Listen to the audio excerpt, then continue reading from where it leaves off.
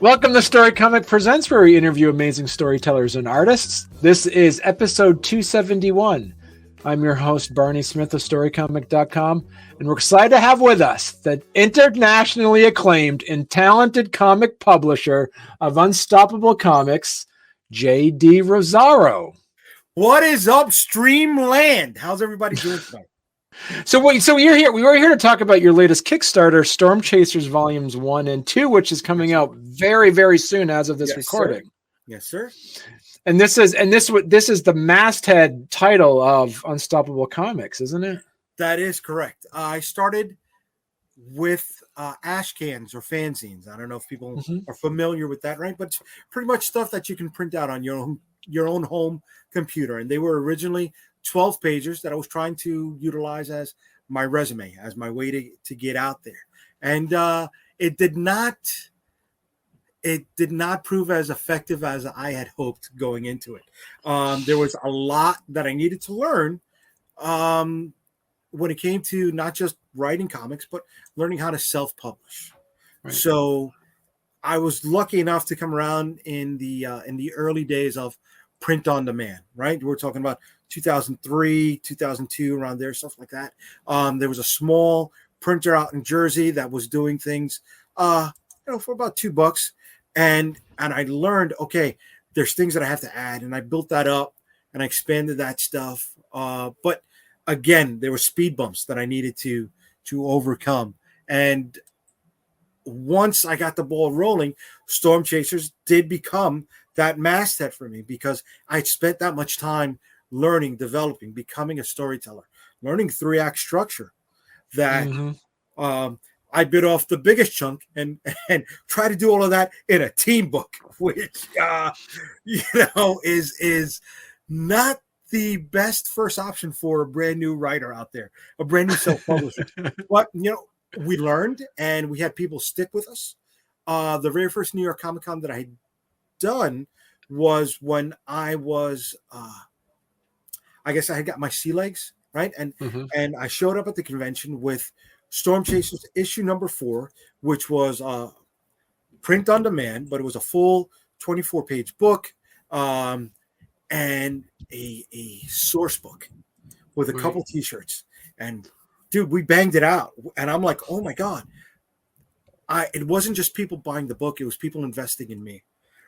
So I also felt that it wasn't enough to just put out a comic book. I had to show people that I was getting better. I was utilizing the money that they spent on me to take a chance to show them, hey, this is what we can do. This is what we can do better.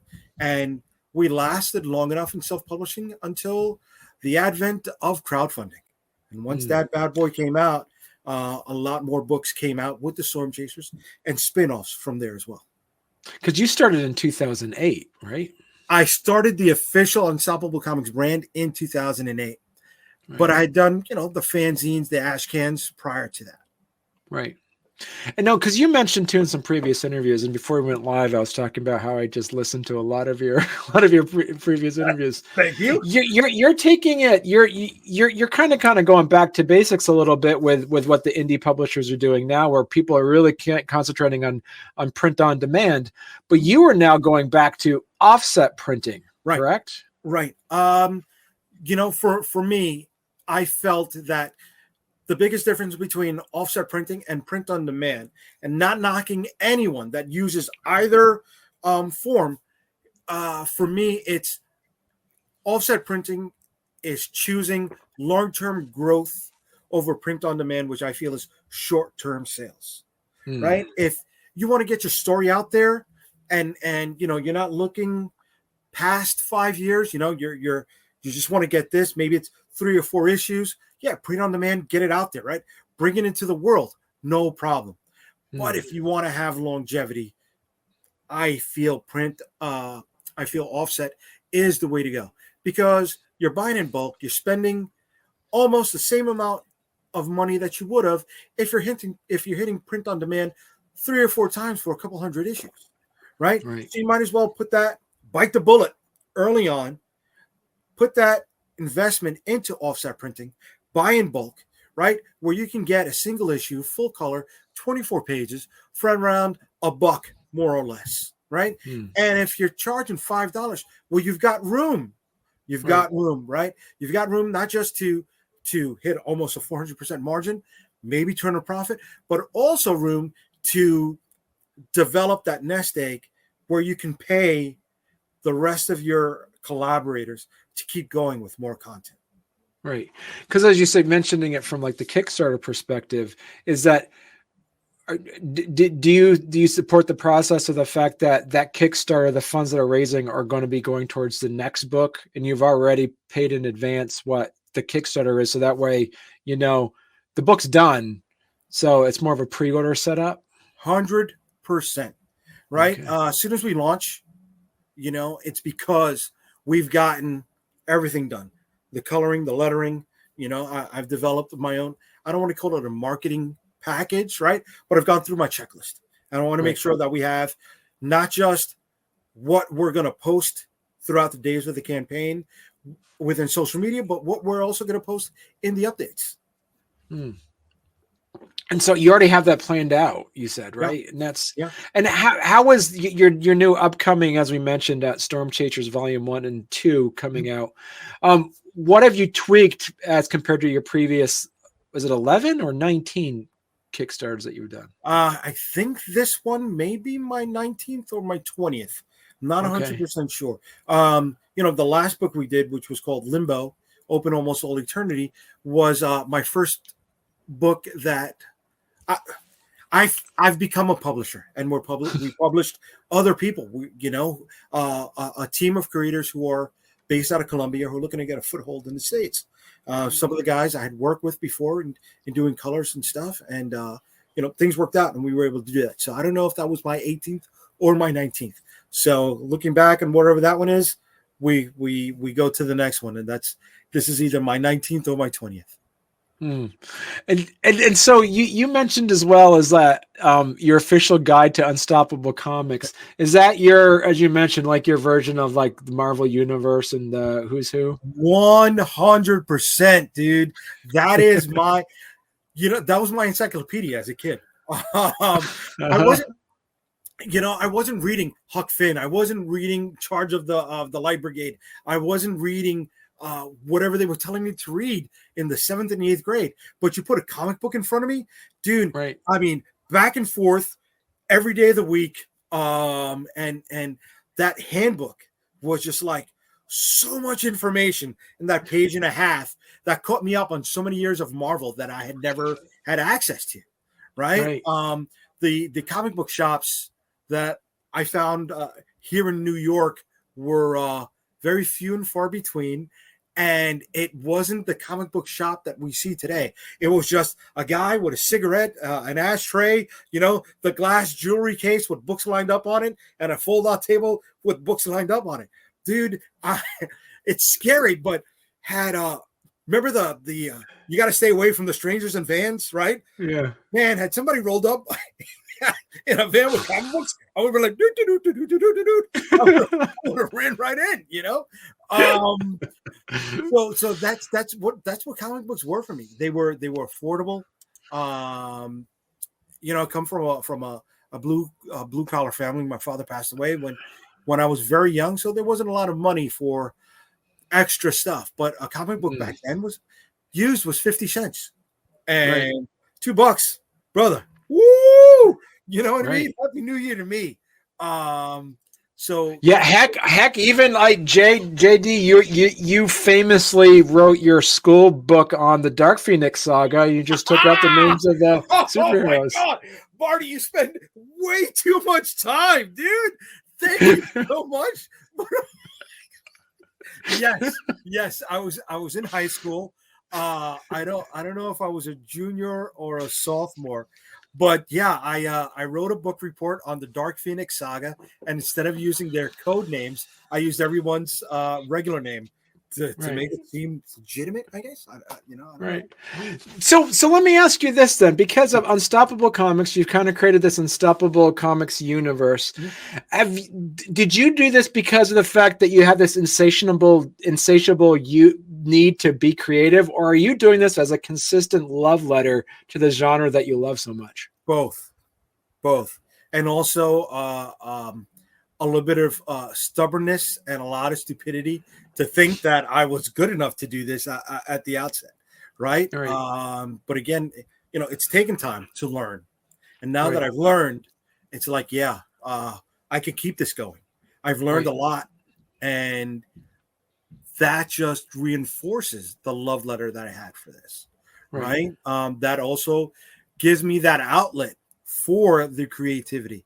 I could be in the car with my wife, and sometimes I'll zone out, and after about 5 minutes, she's like, I could smell the gears burning, right? And there's times where we're lying in bed, and it's just like, and I sleep with the phone next to me, and I'm like, Siri, take a note. And it's just I'll spat out whatever is in my head, and Siri will make up something else. So in the morning, there's that magical synergy. Like, did I say that, or is this just like something new that I can build off of? So I'm definitely a creative person. I love to cook. I love to have that polish. I love to present. I love to peacock every once in a while also. Yeah. But how would you compare it, as you mentioned earlier, like issue number 1 that you put together? What are some of the things when you read it now after so many issues and so many titles you've created? What are some of those kind of like publisher cringeworthy things? Like, I wish I could have changed this. Lettering. First off, again, I thought it was somebody that, I knew what I was doing. No. You learn through experience, and I'll look at it and I'm like, okay. This needs to be updated. Definitely storytelling. It's moments in comic books where you got to pay attention to what happens at the page breaks, right? What happens at the page turn? How do you keep them invested? Things like that.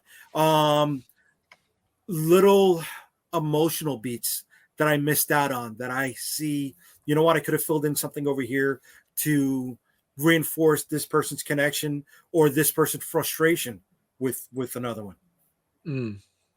Yeah.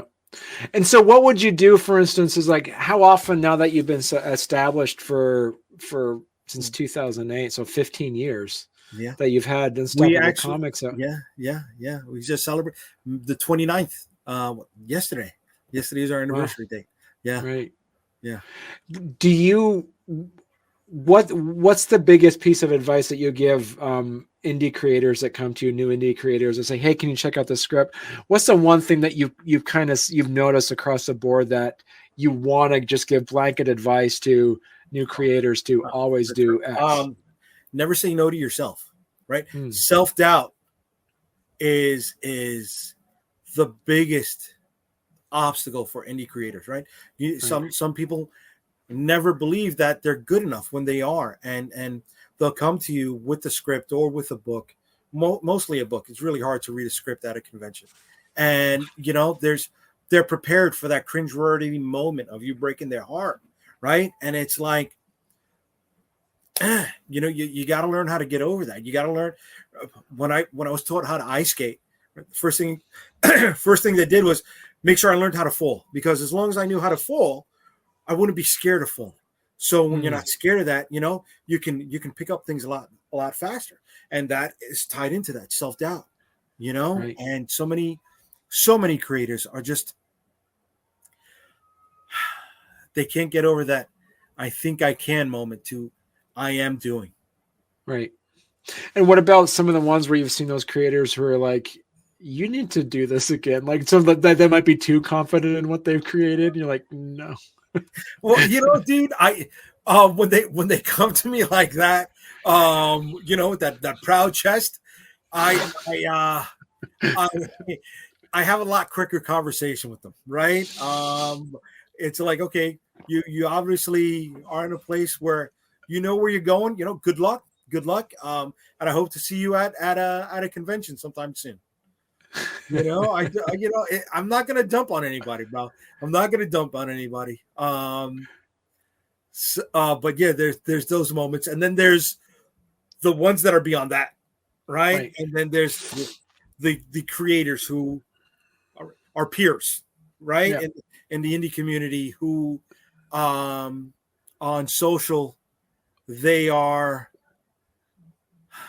touting their achievements at conventions when they're right next to me giving away their books, saying that they're, they've sold out for the day. And I'm like, dude, you were begging me to take a copy, come on, bro. Again, I'm not going to tear down your building, but don't fake it around me, bro. You know what I mean? Don't fake it around me, because then the New Yorker with the chip on his shoulder, he'll come out, and there's only so much I could take before I'll start to be like, shut up, bro. Shut up and just stay over there. And that has happened. So I gotta learn how to be personable in all aspects, because at the end of the day, my reactions are seen by so many different people, and the slightest thing could be expanded upon the slightest negative moment can be expanded upon socially by so many others. That may cost me sales, right? That may cost the team that's there with me, because sometimes I have collaborators who are there doing sketch covers and stuff like that, and I don't want to cost them money. Right. And I need to learn how to, button it up, no matter how much it's making my tongue bleed at sometimes. You bring up a good point, because right now, Jay, that you created Unstoppable Comics. Do you consider it a success at a point when an Unstoppable Comics becomes its own separate personality than you? Oh yeah. We started with superhero. We were able to expand into zombie, right? Horror, supernatural, and dark fantasy. So the fact that there's so many different facades, right? There's so many different categories that we're able to dive into successfully, and for it to pick up traction. It's exciting, right? And knowing that that's going to lead you to make more stuff later on. It keeps that wheel greased. And so talk to us a little bit about that, because you mentioned a little bit earlier that you just recently launched your first title that you did not specifically write. Right. It was the perfect moment, right? It was the right place, right time. I had a gap in my schedule, and the guys brought me an idea, and it was an idea for dark fantasy that we weren't doing. So it just it clicked, right? They had stuff that was ready to go. They have 3 issues that are ready to go. So I don't need to wonder, okay, when is it going to show up in my programming schedule, right? Because I can slot it in between this and that, and not have my supporter base. I can't say fan base. I can't say customers. I don't want to knock them like that, because they've been supporting all of us. So find a way to get that in there without making them feel like they're overwhelmed, right? Without digging into their pocketbooks way too much, because money's tight nowadays. Right.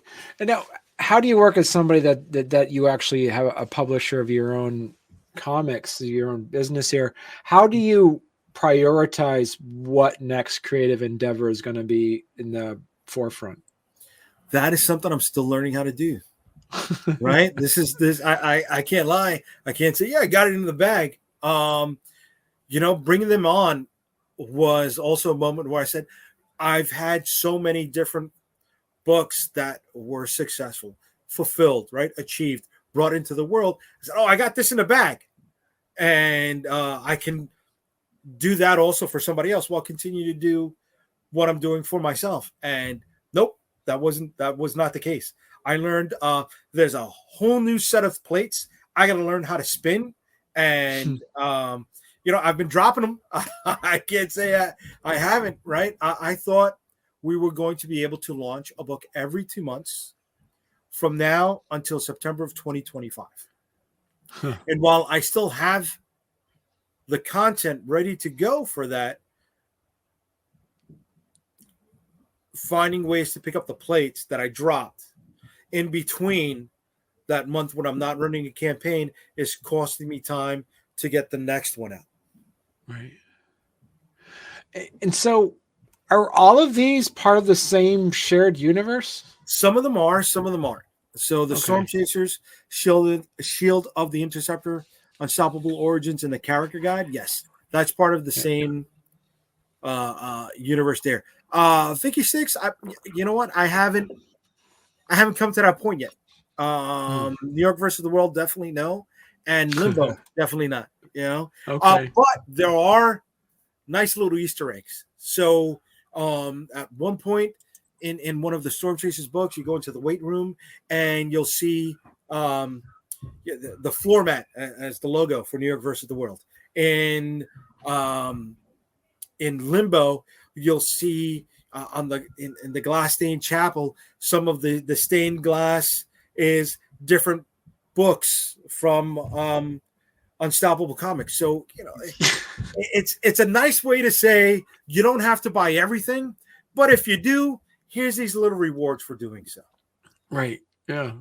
I love like Shield of the Intercept. That's a really cool origin story. Do you want to just tell our listeners out there what the origin? That is a pretty brilliant origin story. That is my book, dude. So, are we talking about the inception of it personally, or are we talking about the story wise? Because both. Yeah, both. I've heard you talk about them both, and I wanted to share it on this show. Yeah. Okay, cool. So man. Okay, so growing up, I loved Captain America. I did. But there were, the comic book shops weren't close to me. So it was picking it up on a newsstand or on a bodega used whenever I could. And I never had consecutive issues. So when I finally got to go to the mall and Barnes and Nobles or Walden Books on a regular basis, the John Walker era of Captain America was going very strong. And, he went from Super Patriot to being Captain America, and he had a sidekick, right? And his sidekick was named Bucky, an African American man. And I picked up that issue when I was in Puerto Rico with one of my grandmothers who was Afro-Latina, right? Very dark-skinned woman with a blowout. And that was my moment with her, right? We picked it up, and she goes, "Look, one of them looks like you, and one of them looks like me." And I'm like, "Oh man," as a kid, that character who ended up becoming Battlestar, and the inspiration for who the Interceptor from Shield and the Interceptor became, was my moment, right? That was it. That was my bonding. That's as close to a Puerto Rican superhero as I was ever going to have as a kid, because prior to that, we had the White Tiger and we had Vibe over in DC. There were no martial arts or tigers of any form on the island of Puerto Rico for the White Tiger, and there was a breakdancing car teeth becoming a superhero in the 80s. Well, that's not the most inspiring origin. So that character always stuck with me, right? And I came to the point where I was expanding on the cast of the Stormchasers, and he was going to be somebody inspired by the Three Musketeers and Alexandre Dumas. But it didn't flow that way. I liked swords. Growing up in the 80s, we had swords everywhere. Thundercats, He-Man, Voltron had a big sword. But you know what? In cartoons, they never used it. So what's the use of having a sword if you're not going to use it? Go back to the Captain America thing with the shield, and I love the shield slinging. So it went from, being a French swordsman to maybe going towards Excalibur to what if there was a shield that was supposed to be paired with the sword Excalibur, right? And that got me to a point where I was like, oh my God, I can travel along those mythological lines of storytelling, but not be bound by it, right?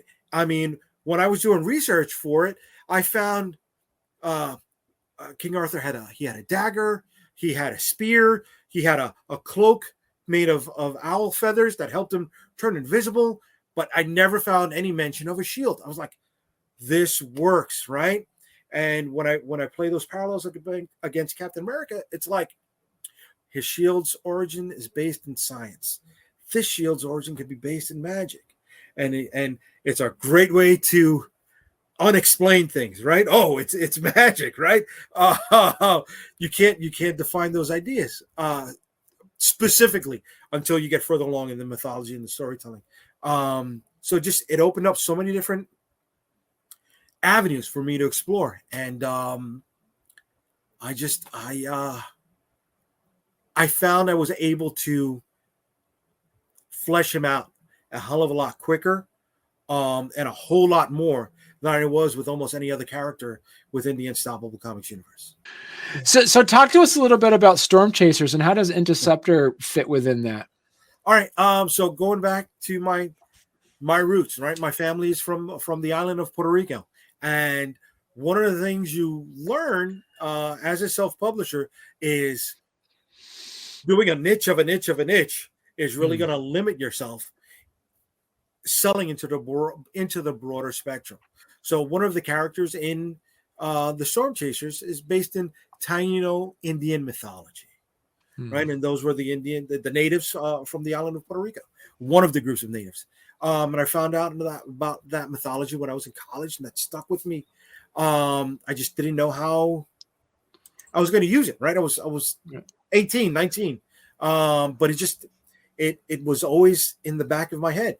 And that's that character with the red and the blue with the big upside down star on his chest. Some people said he's looked like the Punisher or whatever. So I found a way to tell that story, but within the group, right? So I was able to satisfy my creative urges, but also reach that broader spectrum, utilize the international team, a la Giant Size X-Men, right? Fine. Okay. I'm not selling just one niche to a niche person, but I'm trying to reach other individuals. And, the team is based off of people I grew up with. One of my best friends growing up, his dad was from Thailand. So we have a character who's included with that. He's not the generic martial artist, right? There's more mysticism behind it. Stuff that I learned spending almost every day in his house. I grew up not far from a very large West Indian community. In New York, the area is called Far Rockaway. So that's where the character's name Rockaway comes in, right? And he's of West Indian descent. My neighbor was Russian. That's why one of the characters is like that. And just not trying to play demographic bingo, just utilizing the people that were in my life, the people I grew up with, those that I went to school with. And Interceptor, he's part of the Stormchasers. He is part of the Stormchasers, so he comes out later on. Like I said, it took me a little while to gain my sea legs. So we went from the transition of issue number 4 to issue number 5. Something happened. The team, because of their bickering, didn't go so well on a certain moment. And our lead character, Miss Freedom, the story behind her is she's just looking to get her baby back, her child. And she's reaching out to the team that she used to work with to help her do that. So she needs to find a new team to help her rescue the other team. And that all comes together because they're locked up in the same place that her child is being held. Right. And these are one of the things you learn in storytelling. I remember James Cameron saying, how do you make a female lead be something that a male audience will gravitate towards? And it's that mother-daughter story, right? It's Ripley and Newt, and she's got to save her child, even though whatever it wasn't the exact blood relations. I'm like, that's how you do it. That's how you take, the superhero genre, which is male oriented, and when it comes to purchase power, and you get them to say, I know what it's like to have a mother, because for a mother to go after a child, because I have one, or I'm married to one, right, as a parent or whatever. And once I was able to lay that groundwork, it opened up different ways to tell the story. Okay. And so the Kickstarter that you're launching now is Stormchasers Volume 1 and 2, but it's the first 8 issues. Correct. So the first volume is already done, is already printed. We're looking to raise the money to print up the second volume, which collects issues numbers 5 and 8. It's going to be full color, 100 pages plus, because there are going to be extras in it that will be achieved with stretch goals. A nice little chibi gallery, famous fake battles, and I look at it like I'm building a DVD, right? What kind of deleted scenes, what kind of little bonus material can you have that would make somebody who purchased the original material come back for more? So say for instance, because last year you came out with issues 1 through 8 as well as a Kickstarter. Correct. And what would you do to listen to your readers and fans who said, JD, should I back volumes 1 and 2 because it's already encompassing issues 1 through 8, but I already bought issues 1 through 8? Right. So there's extra material in there. Okay. There's bonuses like we do trading cards. So one of the awesome things is whenever we launch a new Kickstarter, there are stretch goals. So that could be incentivizing some of the people to come back because they want to complete that set. There have been other books that have come out since that point as well. We've had Vicky Styx, which is our supernatural book. We've had Limbo, which is our dark fantasy. Maybe they didn't pick those up. So if they want to save on shipping, this is an opportunity for them to do that because they can pick up that material that fills the gaps within their collection. So they're not bound by just this book. There's other things they can pick up as well. Okay. All right. Perfect. If people want to learn more about Unstoppable Comics, where's the best place they could go to? Unstoppablecomics.com.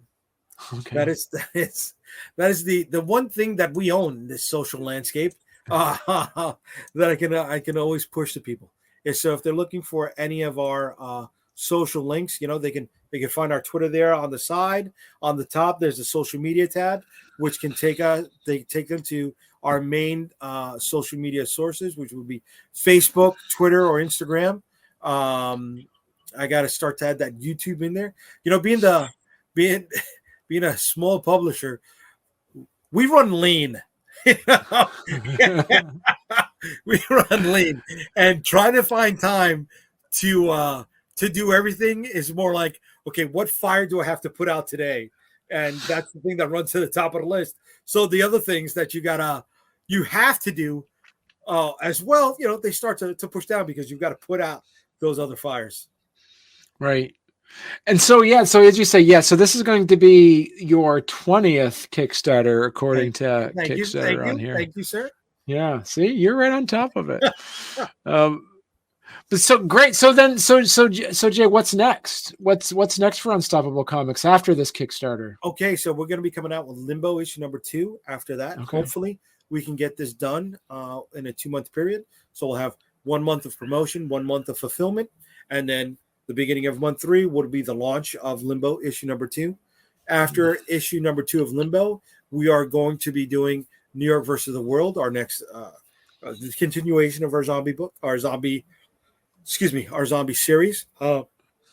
After that, we're coming back to Limbo issue number 3, which is going to complete that miniseries.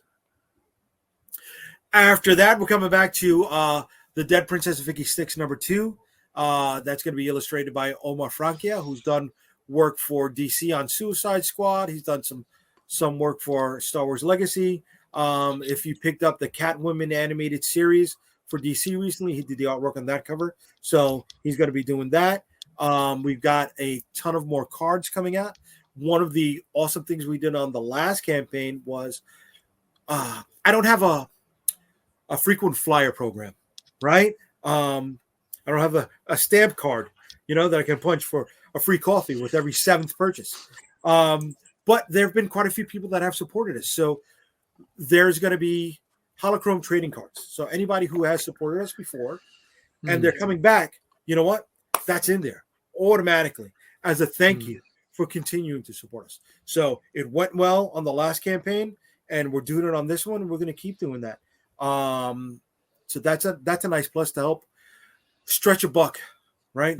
For everybody who's out there. After that, we have Shield of the Interceptor, which is coming back. So that's going to be volume 2, issue number 1. On that, it's going to be illustrated by Andres Barrero, written by me, colored by Champion Ramirez. After that, I'm publishing another graphic novel from a frequent collaborator by the name of Carlos Granda, and it is going to be our first YA book based on a young lady who is fighting her night terrors that are coming to life. Wow. That's going to be a 110-page original graphic novel, originally published in Colombia in Spanish, in black and white. So that's going to be full color and translated here in English. Then we continue with Vicky Sticks number 3, Shield of the Interceptor, volume 2, number 2, taking us all the way into the beginning of 2025, when we're going to collect the 3-issue mini from Limbo and add some bonus pages in there as well, whatever deleted scenes that those guys are working on right now. So there are going to be certain characters that pop up in the series if you follow that. So it's, what happens in the 2 or 3 pages prior to you meeting that character for the first time on that page. So there'll be about at least 3 different 3-page scenes added to the graphic novel collection of Limbo volume 1. And then the Stormchasers are coming back in September of 2025 with original artist Russ Leach. So I'm excited to get the band back together with that. Awesome. Jay, you need to come back on then for your next Kickstarter. Barney, I'm ready, brother. I'm ready. Yeah. Dude, this is fun, man. Thank you. Awesome. Thank you, brother. All right. Thank you very much.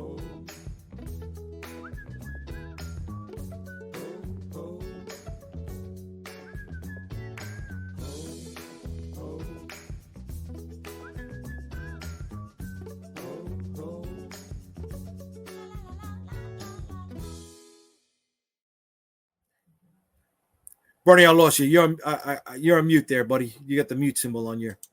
Yeah. So the kids were running upstairs, so I had to. It happens. It happens.